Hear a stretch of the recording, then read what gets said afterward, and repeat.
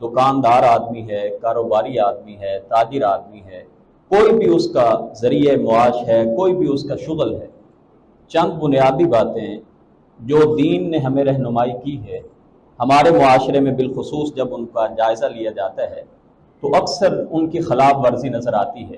وقت کے اختصار کے پیش نظر چند تمہیدی باتیں، بنیادی باتیں جن کے اوپر اسلام کا سارا تجارتی معاملات کھڑے ہیں، قائم ہیں، ان کو آپ کے سامنے گوش گزار کروں گا۔ اللہ رب العزت سے دعا ہے کہ اللہ تعالی ہمیں تمام کے تمام اسلام کی تعلیمات کے جو پہلو ہمیں بتائے گئے ہیں ان کو سمجھ کے ان کے مطابق عمل پیرا ہو کے زندگی بسر کرنے کی توفیق عطا کرے۔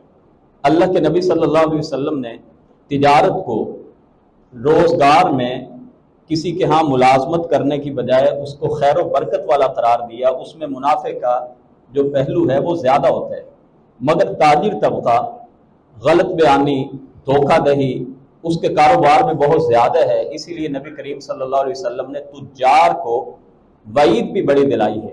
اگر تو سچائی کے ساتھ، ایمانداری کے ساتھ، دیانتداری کے ساتھ کوئی غلط بیانی نہ کرے، کوئی کسی کو دھوکہ نہ دے، تو اللہ کے نبی صلی اللہ علیہ وسلم نے ایسے تاجر کو قیامت کے روز مان نبیین و صدیقین و شہداء، نبیوں کے ساتھ، صدیقین کے ساتھ، شہداء کے ساتھ اور نیکوکار کے ساتھ ہوگا ایسا تاجر آدمی۔ مگر دوسری طرف جو آدمی تجارت میں اللہ کے نافذ کردہ احکامات کو سامنے نہیں رکھتا، تو اللہ کے نبی صلی اللہ علیہ وسلم نے ایسے تجار کے بارے میں فرمایا ان التجار هم الفجار، کہ ایسا تاجر طبقہ ہی تو فاجر ہے۔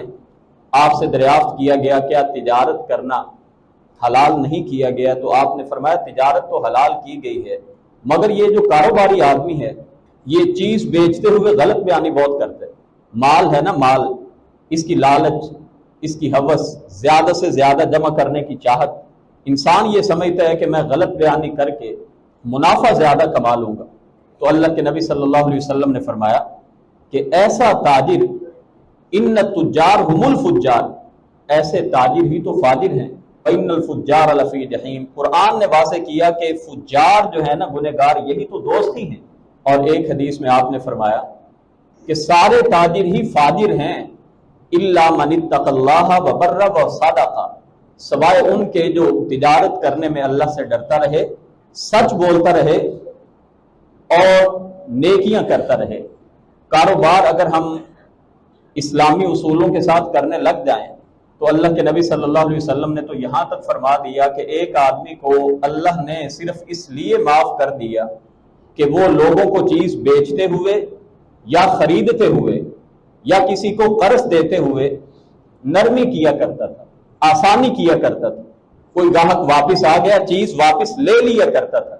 مگر ہمارے آپ اصولوں کو دیکھیں گے، تقریباً میں کہا کرتا ہوں اگر آپ ان کی تحقیق کر کے دیکھ لیں تو 90% سے زیادہ ہمارے مالی معاملات وہ دین اور شریعت کے 100% آپ کو خلاف نظر آئیں۔